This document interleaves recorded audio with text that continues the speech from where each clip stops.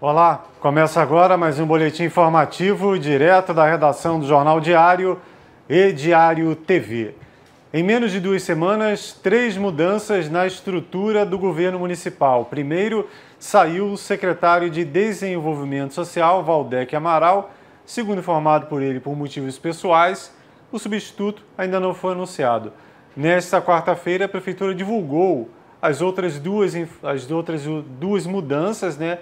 Essas informações já estavam aí nos bastidores e agora foi confirmado pelo governo municipal. Na comunicação, na Secretaria de Comunicação, sai Janaína Vaz Costa, jornalista que estava na pasta desde 2019, e assume Pablo Machado Tenório Cavalcante, que é publicitário e estava na assessoria de comunicação da Prefeitura de Guapimirim. Nas redes sociais, o Pablo informa que há 20 anos ajuda candidatos a se elegerem e que tem mais de 10 eleições na bagagem. A outra mudança foi na Secretaria de Agricultura. Você vê nas imagens, de um lado, de barba, né, a barba mais fechada, e o José Carlos da Estufa, do outro, o Jaime Medeiros. Nesse caso específico, foi uma troca de cadeiras, porque, na verdade, o Estufa foi eleito vereador no último pleito, nem chegou aí a participar de nenhuma sessão, saiu para a entrada do suplente, que é o Jaime Medeiros, Tenente Jaime.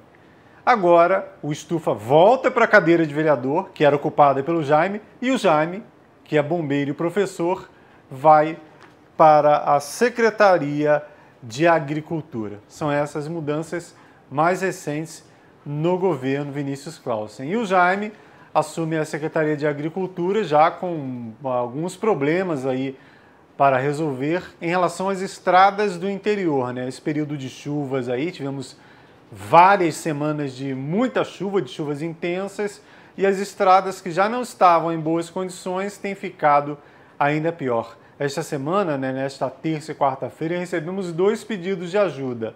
Lá em Prates, olha só as imagens da estrada de Prates, que fica no 3º distrito, próximo à localidade do Imbiú. Entre Imbiú e Sebastiana, a moradora dessa região enviou esse vídeo mostrando como é que tem que fazer para descer de carro, com muito cuidado, muito preocupado, e mostrando, olha só, o estado dessa estrada lá no interior do município, estrada do Prates, né, pertinho de Imbiú. Ela lembra que nesse tempo de chuva, muitas vezes a pessoa não consegue nem chegar em casa se estiver fora, e se estiver em casa não consegue sair, fica aí com o carro agarrado. A gente tem até uma imagem de um veículo, né? Isso aí é um carro maior, ele vai com muita dificuldade e acaba passando. Agora, pedestre, carro de passeio, muita dificuldade para passar na estrada de Prates. Olha só o carro Gol aí, como é que ficou, né? Preso nesse acesso. E o outro pedido de ajuda que a gente recebeu aqui foi da região de Arrieiro, né? Que tem 2 acessos. Um por Santa Rita, 2º distrito, ou pelo bairro da Poça. A estrada do Arrieiro, a estrada Rincão do Vovô, são 2 estradas que se conectam aí na parte alta do Arrieiro, estão dessa maneira. Muitas árvores caídas aí em consequência desses últimos temporais e afundamento de pista. Isso aí é onde é uma ponte, era uma ponte, né? Colocaram uma manilha e cobriram a manilha aí com terra. Já desde dezembro do ano passado, novembro, aliás, a gente vem alertando sobre essa situação e as estradas seguem dessa maneira.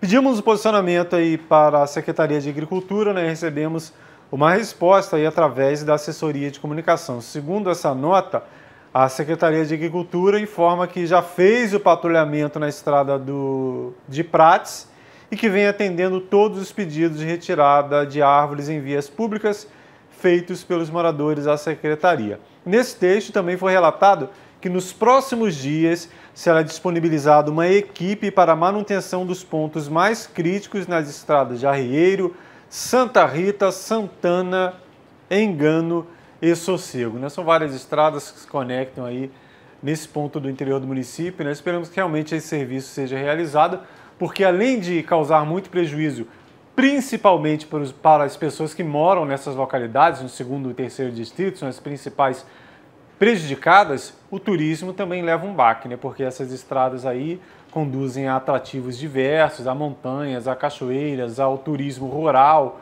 e dessa maneira, né, dificilmente o visitante, se ficou com o carro preso, passou por problema, vai querer voltar a Teresópolis. Falando em obra pública, agora a gente vem aqui para pertinho da nossa redação, Rua Carmela Dutra, aqui entre Agriões e Várzea, a Prefeitura está realizando o trabalho aí de medição para a construção de galerias. Olha só, o pessoal da Secretaria de Serviços Públicos tem feito esse serviço aí ao longo da Rua Carmela Dutra, ao longo de toda a Rua Carmela Dutra, porque todo o período de chuvas, você viu que cerca de 10 dias atrás, foi quando a gente teve aquela chuva mais forte aí do período da tarde, né? A Rua Carmela Dutra virou novamente um rio praticamente de ponta a ponta, né? Esse problema há anos se discute a construção dessa galeria, há cerca de 6, 7 anos, um grupo de empresários aqui da rua, inclusive, se reuniu com a prefeitura para apresentar o estudo de construção de galeria para facilitar o escoamento da água, né? Porque aqui, se alguém espirrar mais forte, já alaga Carmela Dutra, principalmente nesse trecho aí, o encontro com a Rua Rui Barbosa, né? Carmela Dutra, Rui Barbosa. Aí, se chover um pouquinho mais forte, vira aquele rio que você viu aqui. Só nessa chuva aí de 10 dias atrás, a gente mostrou aí 3 carros, 3 pessoas que perderam o carro porque a rua rapidamente encheu, virou um rio aqui próximo ao cruzamento da Tenente Luiz Meireles, e quem deixou o veículo ali ficou no prejuízo, né? Sem contar aí a dificuldade de deslocamento no período de chuvas. Vamos agora falar de emprego. A Prefeitura divulgou mais uma relação de vagas do Cine, cadastradas no Cine Teresópolis e novamente divididas aí por quem tem experiência profissional ou não, ou seja, quem já está no mercado ou quem pretende mudar a área de trabalho. Por exemplo, para quem já tem experiência profissional, 6 vagas para armador de ferros, 5 para carpinteiro, 3 vagas para empregada doméstica diarista, entre outras, auxiliar de laboratório de análises clínicas, 9 vagas, entre outras funções aí para quem já tem experiência profissional. Tem mais um quadro aqui, também para quem tem experiência profissional, por exemplo, gerente de bar e lanchonete, motorista de caminhão, 10 vagas aí para serralheiro, 5 para servente de obras, tem aí técnico de edificações, 3 vagas, técnico de suporte de TI, 15 vagas, entre outras funções. Para quem não tem experiência profissional, está entrando no mercado de trabalho ou pretende mudar aí o ramo, 5 vagas para ajudante de motorista, 10 para auxiliar da linha de produção e 3 vagas para carregador de caminhão. A Prefeitura divulga ainda vaga para PCD, pessoa com deficiência, são 4 para auxiliar administrativo e 3 para telefonista, e 8 vagas para o programa Jovem Aprendiz, aí para a função de operador de suporte técnico de telemarketing. Bom, para saber mais sobre essas vagas e também se candidatar a outras oportunidades, você pode aí procurar o Cine, são 2 locais de atendimento, na Prefeitura, ali no prédio da Prefeitura, no primeiro piso, atendimento de segunda a sexta-feira, de 9 da manhã até às 17 horas, e no Cine Casa do Trabalhador, lá na Igreja Batista Monte Hermon, na Rua Luiz Nogueira Júnior, bairro de São Pedro, também de segunda a sexta-feira, só que tem uma paradinha para o almoço, de 9 até meio-dia e depois das 13 às 18 horas. Saíram agora os números do Instituto de Segurança Pública do Estado do Rio, que faz um levantamento com os plantões aí das delegacias de polícia de todo o estado e aponta aí esses dados relacionados a delitos diversos. Um dos que mais chama a atenção aqui em Teresópolis é relacionado ao estelionato, os golpes. Cresceu assustadoramente os números de 2022, a gente vem falando ao longo dos meses sobre essa escalada aí das ocorrências de estelionato, de golpe, mas analisando agora o fechamento, o encerramento desse levantamento de dados, a gente ficou impressionado com o volume, com o crescimento aí desse tipo de ocorrência na cidade. O Luiz Bandeira esteve na 110ª Delegacia de Polícia e conversou com o delegado Márcio do Bugrais sobre a situação. O Instituto de Segurança Pública do Estado do Rio de Janeiro contabilizou no ano de 2022, entre janeiro e dezembro, 1.333 casos de estelionatos que foram registrados aqui na 110ª Delegacia de Polícia.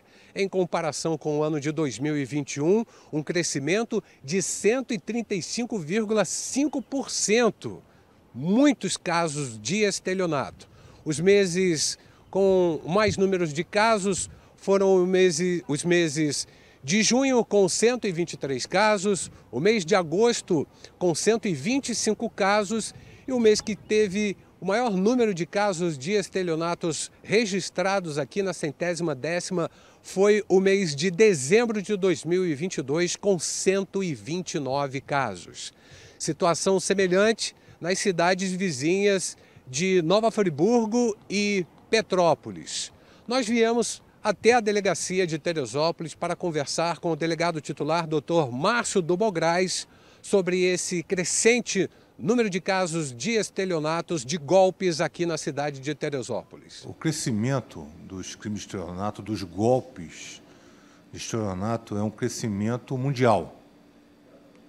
Porque, na verdade, com a tecnologia, ela facilita que as pessoas, principalmente os hackers, consigam obter informações de locais de venda de produtos pela internet, o chamado e-commerce, e dessa forma eles conseguem obter informações pessoais, obter números de cartões, código de segurança, validade do cartão. Isso aí facilita aí que as pessoas realizem esse tipo de golpe.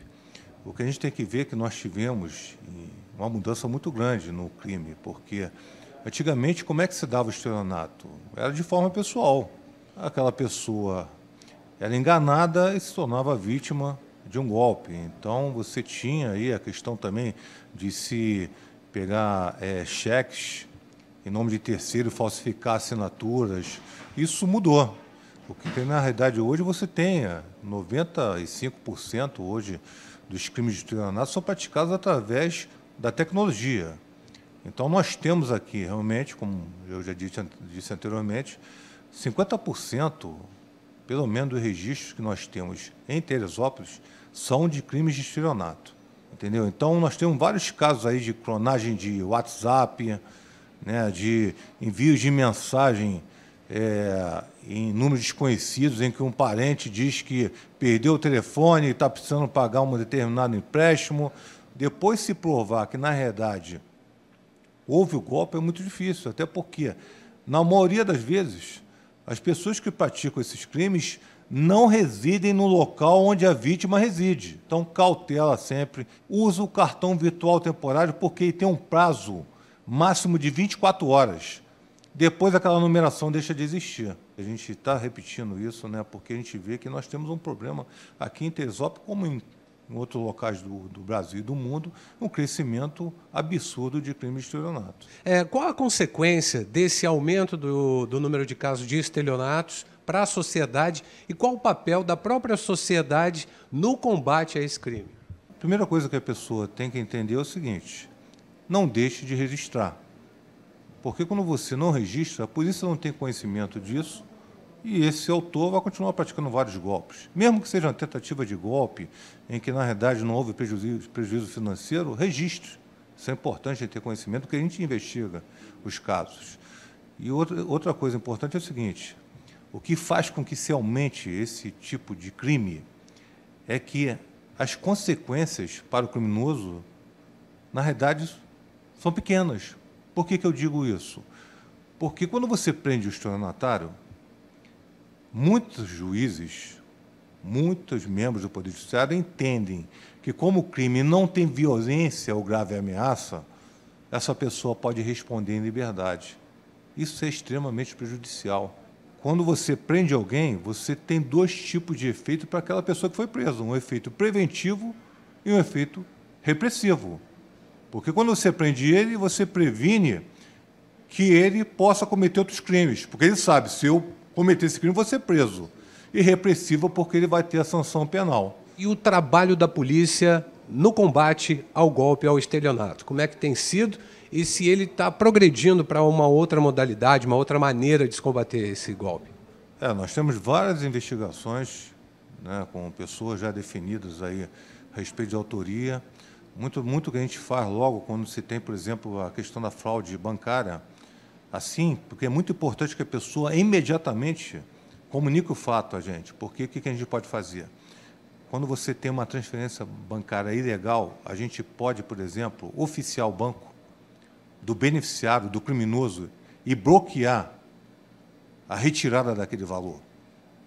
Então, quando existe essa modalidade de crime de transferência ilegal, a gente oficia o banco, trava e, naquela situação ali, a vítima ela pode ter de volta o seu dinheiro que foi fraudulentamente subtraído.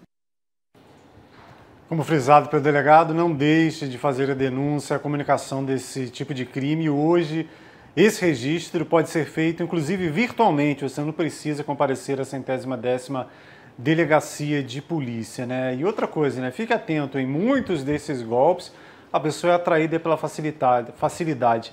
Gente, ninguém dá nada para ninguém, né? Está muito fácil?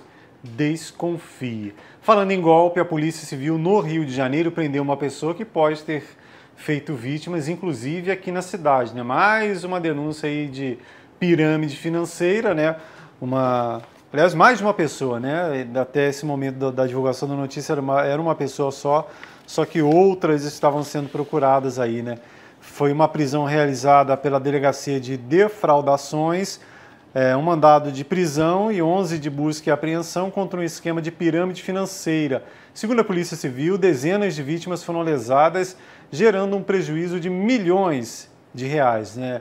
Documentos, aparelhos eletrônicos, tudo isso foi apreendido em uma residência para contribuir com as investigações. Também, segundo a Polícia Civil, esse esquema criminoso oferecia supostos investimentos com a promessa de alta rentabilidade em aplicações de capital, em criptomoedas e na Bolsa de Valores. É o que eu falei, né? Só que é um rendimento fácil, rápido e, no final das contas, acaba sendo vítima de golpe, de estelionato. Nessa pirâmide, diversas maneiras, já foi aplicada de diversas maneiras e, infelizmente, as pessoas continuam acreditando, continuam botando seu suado dinheirinho nesse tipo de situação. O Lar Tia Anastácia, uma importante instituição aqui da cidade, a gente sempre fala com o objetivo que você conheça esse espaço e também contribua.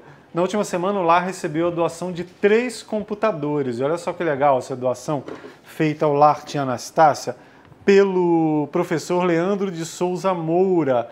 Ele fez a doação desses computadores para o projeto Construindo Vínculos do Lar Tia Anastácia, que atende, essa instituição, Lar Tia Anastácia, fica lá no bairro do Rosário, na Rua Otto de Alencar, e atende aí as crianças, adolescentes e famílias, não só do Rosário, mas do Perpétuo, do Pimentel, de todo o entorno. E esses computadores vão ser fundamentais aí para ajudar a construção desse trabalho com essa criançada, com esses adolescentes lá no Lar Tia Anastácia. Então, parabéns aí ao professor Leandro de Souza Moura, né, doou os 3 computadores, o pessoal foi lá, instalou, e também tem outras pessoas que são voluntárias aí para ensinar as crianças, adolescentes a utilizarem essa ferramenta fundamental nos dias de hoje. O Lar Tia Anastácia, você não conhece, vale conhecer esse trabalho lá no bairro de São Pedro. Fica na Rua Otto de Alencar, tá aí o endereço e também como você entrar em contato. Se você quiser doar qualquer material, quiser ser voluntário, por exemplo, havia um projeto de um curso de fotografia que era do Jefferson Hermida, oferecido para essa criançada lá no Lar Tia Anastácia, entre em contato. Fica lá na Rua Otto de Alencar, número 380, bairro do Rosário. O telefone é o 36420861.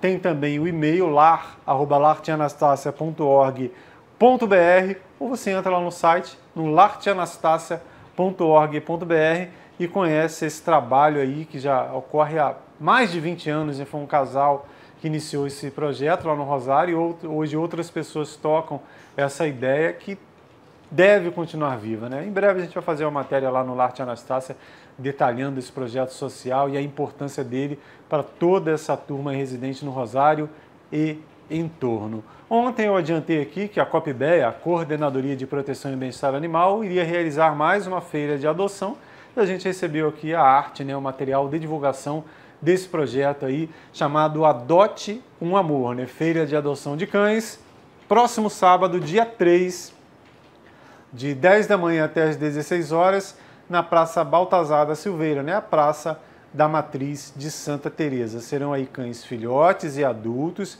disponibilizados para a adoção nesse período, né? São animais que estão no centro de triagem da Prefeitura, lá no bairro do Fischer, né? Foram abandonados aí por tutores responsáveis.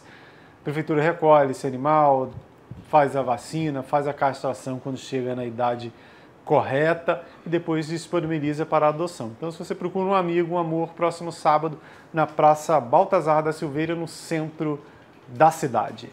Essas e outras notícias você vê também em nosso site, que é o netdiario.com.br. Qualquer atualização, novidade, antes de um próximo boletim, além da página, tem aqui a barrinha de notícias da Diário TV, as redes sociais Facebook e Instagram. E você que acompanha nosso trabalho aí pelo YouTube, se inscreva em nosso canal, clique lá no sininho e fique bem informado. Até breve!